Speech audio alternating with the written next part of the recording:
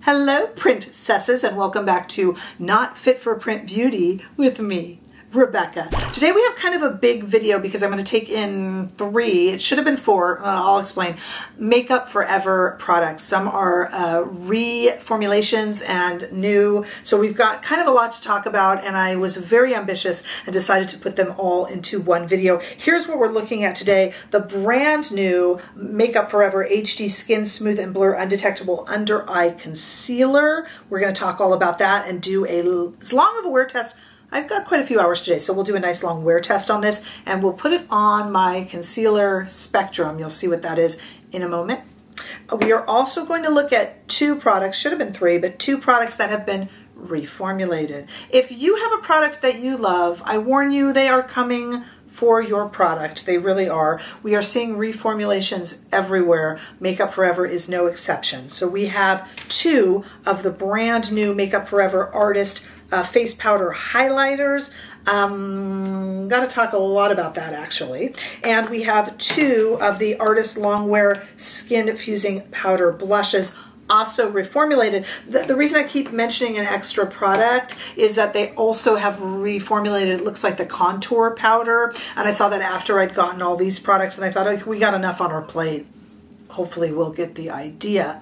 So let's talk about the concealer first, okay? We are going to do a wear test, and after that wear test, and during that wear test, I should say, we will talk about putting this onto a concealer spectrum, which is something I devised when I was still doing a lot of beauty print journalism, and it is comparing it on a sliding scale with other thinness, consistencies of concealers to know if you will like it. So we'll do that. Stick around for that. This is $29. I picked up the shade 2.1Y Biscuit, but there are 20 shades, so 19 others. This is supposed to be natural plumping and should wear for 24 hours, which is important to a lot of my viewers who have long shifts at work or split shifts at work. It is medium natural coverage. I have a lot to say already about that, so please stick around for the review portion. I'll save it for the wear test because I do have a lot to say with that. So stick around for that. And we are going to test this out today on a face with no other makeup on. That's kind of an important thing to note. Okay, the reformulations, as I said, there's also a powder contour that they reformulated. And we have both the blush and the highlighter reformulated. When you go onto the Makeup Forever website, you'll see that you can put together different sizes and palettes, and you can buy the refills, and these open up, and you can put the refills in here. You can put the refills in bigger palettes and mix and match. Definitely a very artistic, makeup artist-centered brand, but I love them, and I love their powder foundation that was most recently released, the HD Skin Matte Velvet. I wear the shade 2N22, and I absolutely adore it. It's my favorite powder foundation ever. But Makeup Forever has not escaped the either supply issues or sustainability issues that come with being a makeup brand these days. I consider myself a fence sitter. I can see what both sides say. Many who talk about reformulations say that they are reformulating because they had supply issues, and they are using it to be able to cut corners and cut costs and market it cleverly so that they look like they are worried about sustainability. People are suspicious. People say that the makeup then goes bad faster. All of these have 12-month shelf lives. A lot of reformulations we're seeing have 6-month shelf lives, and they kind of mean it. Unlike regular beauty, non-clean beauty, that you keep well past the date, we're finding that a lot of clean beauty does actually grow mold. Can go bad. I'm not saying they all do. Not saying they all do. But a lot of people find that suspicious. Others say there's nothing suspicious about it at all. It is what it is. You want to save the environment. We have dwindling water supplies, energy, and things like that. And we should indeed be using cleaner beauty products. I'm somewhere in the middle. I think it's a little bit of both. I think we do need to do this, but I do think that there's some capitalizing, capital being the most important part of that word, making it money-making. But I do think it's important. So I try to kind of listen to both sides and look on both sides, but I don't know if I have a camp. I think I'm going to stay on the fence if that's okay with you. But if you have a camp that you're in, weigh in on it, because we would all love to know, trust me. So we have 2 shades and 2 shades. Let me take a look and show you here. You've seen the way they look in this particular solo pan, but you can do other things with it on the Makeup Forever site. Let me first show you these in studio lighting, and then we'll look at natural lighting. Here's the 2 shades that I bought. First, on the left part of my arm in studio lighting, we have 2 highlighters, which we're going to talk about. We have the shade Wherever Pearl and Cheerful Beige. I really want to have a talk with you guys about that kind of matte, cheerful beige, a really different kind of highlighter, or a return to a more faithful, old-fashioned type of highlighter, let's call it that. And then we have on the right, the Artist Longwear Skin Infusing Powder Blush, shimmer shade Daring Candy, and matte shade Anywhere Peach. I have also devised a way to keep both my viewers who like it applied naturally and those who want it over applied. I have devised a way that I hope will keep everybody happy. Again, I'm a fence sitter right here in the middle, so we're going to look at those as well. The HD Skin Smooth and Blur Undetectable Under Eye Concealer is $29. The Artist Longwear Skin Fusing Powder Blush is $32, and the Artist Face Power Highlighter on its own is $32. Now, my last thing to say is thank you for bearing with me before we go to begin our experimentation and our wear test of the concealer. I am having trouble finding now. I am finding the contour powder reformulated being sold. I'm having trouble finding the highlighters reformulated and being sold. And I bought them off Sephora, and I don't see them on Sephora, and I don't see them on Makeup Forever either. So I am not trying to confuse you by showing you a product that you can't find. So, keep up with this video depending on when you see it. I'll certainly add a link to purchase it. But I don't quite know what's happening with that. So, we're a community, so you can weigh in with that. I try to have all the answers, but I don't always. All right, let's go. Thank you for holding still for that. Let's go now. We're going to test this concealer, try it on, put it on a concealer spectrum. We're going to test out the blushes, talk about the highlighters, talk about the wear time of everything. We're very, very busy creatures today, so stay right there. This is the point in every concealer video where I have to put my ego on hold and come on here with absolutely nothing on my face except for the morning's skincare, of course. No color corrector, nothing. We don't want anything to interfere with a good wear test. Again, we have the HD Skin Smooth and Blur Undetectable Under Eye Concealer in 2.1Y. The shade's called Biscuit. And we are going to try it out. Well, let me show you again what we are working with here. I tend to get really red and ruddy around the nose, a little bit rutty on the cheeks, a little bit red on the cheeks. And most importantly, and what this is supposedly made for, is what I like to call, you guys know it, sing it if you know it, my Dark Pits of Despair, complete with their own little theme tune that plays when I show you them. They are most unattractive and what I rely on concealer for the most. We're going to use this on a little bit of the rest of the face also, but really it is for darkness under the eyes. That's what it's for. It's called an Undetectable Under Eye Concealer. All right, so let's put it on one side of the Dark Pits of Despair, and we'll leave the other and just kind of see for now, and then we'll do a little bit of a wear test. Okay. I also have, so we have a real flexible doe foot. The doe foot kind of moves a little bit when you put it on, and we're going to let this sit just for a little bit. So I put it on under the eyes, and I'm going to try to just poke it out my face with it, and we're not going to really wear too much makeup here. In fact, I don't think I'll wear any, so I put a good amount of concealer on. I've really started in my concealer and makeup videos, I'm just letting this chill out a minute before we blend it, that when you start putting on powders and foundation has its own bit of coverage, right? Especially the good foundations these days, as does powder. It's putting a little bit too much into the mix on a wear test. If this is going to sink into fine lines, I want it to do it on its own without any help from something that might be misleading, you understand. But normally, of course, I would wear color corrector, I would wear foundation, blah, blah, blah. Okay, let's go ahead and blend away. This is a Sonia G Fusion brush, which means that it has two different types of bristles, so it's got a little bit of natural and a little bit of synthetic. Makes it really, really good with cream and liquid products. Wow. So this is blending absolutely beautifully. I put a little bit over the eyelid, and let's see what it's going to do on the dark pits of despair on the inner corner of this eye compared to the untreated. So this is really interesting. The formula is medium coverage, but I have never seen anything that blends so well, I mean it, and is so light. I think it will probably need some color corrector on a daily basis, but let's go ahead, unadulterated, let's just take a look. Here is the side of my face, no any sort of foundation on it, and we have some of the new Makeup Forever HD Concealer, Undetectable Concealer, covering it. And this side has nothing and nothing on the dark pits of despair. So let's do that comparison again. Nothing, because that's my worst spot. A little something. Let me take a look. I need some makeup on today. I'm a mess. Yeah, I mean, I think it needs a little bit of color corrector, but I don't think that's bad. And I feel good, like it won't move around too much on the face. What I'm gonna do is I'll go off camera and do the other side of the face. Then we'll come back and we'll do some of the blush and the highlighter while we do the wear test. Kind of, we'll combine it. You'll see what I mean. Just stay right there.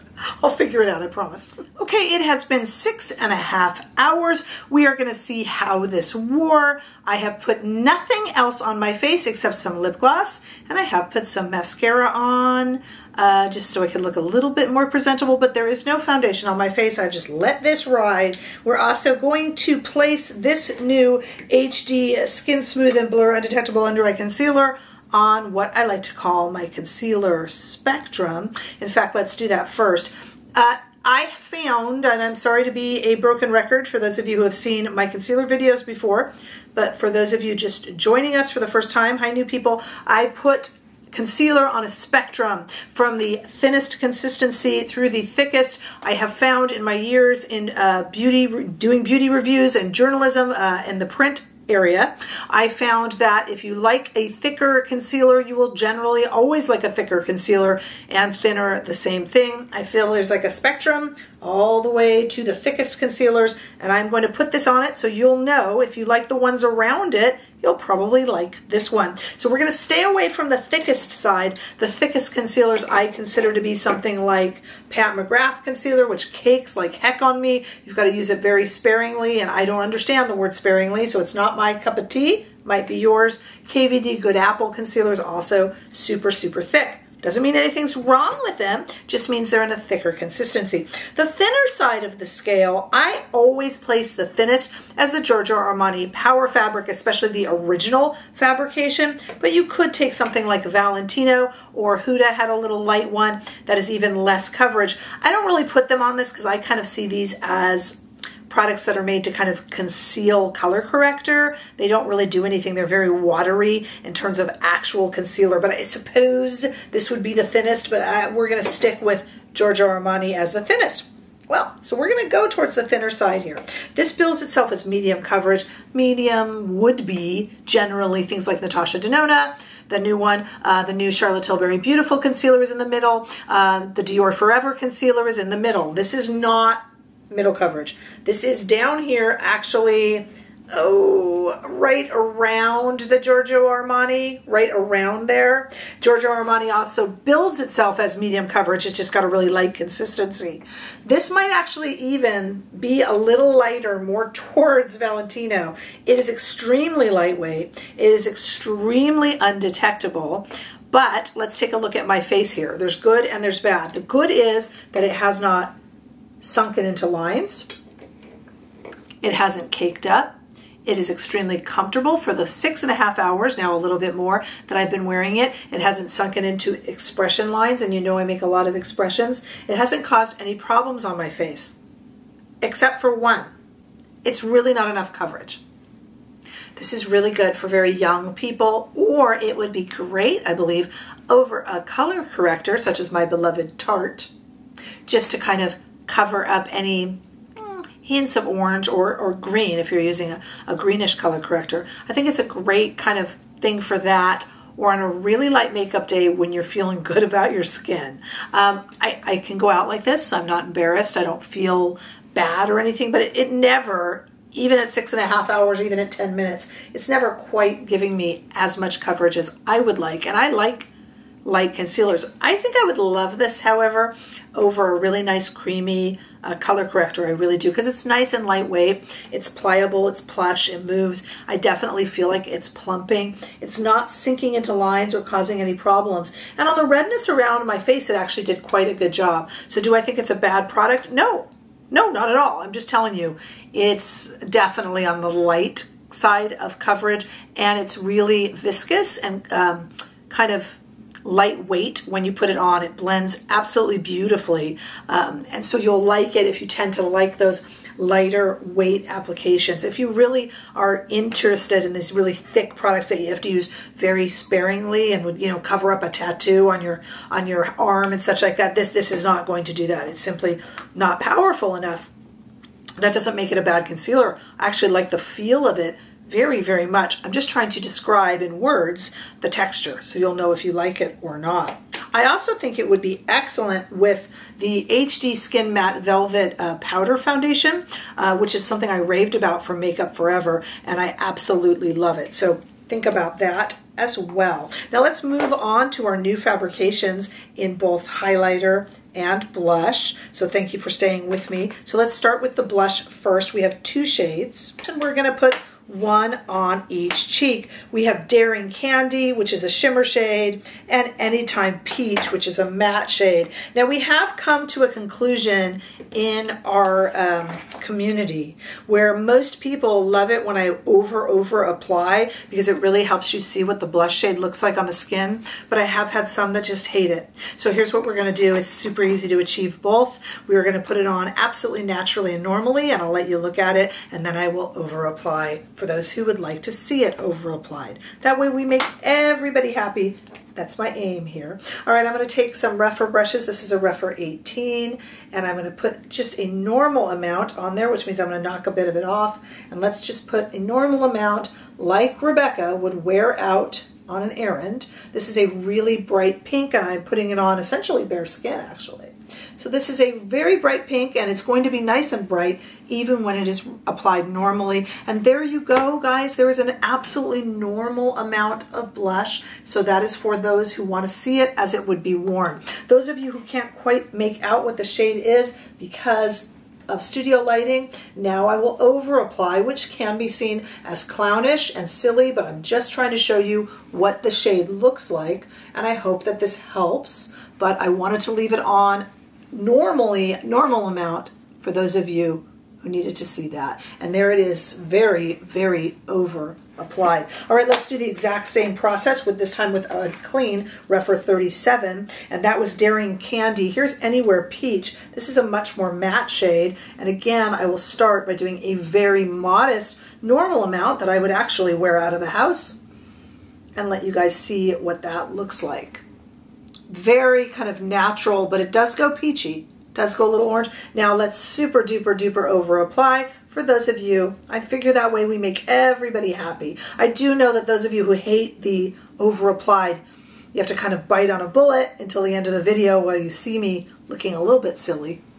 But I am trying to please everybody and do a good review for you guys out there in YouTube land.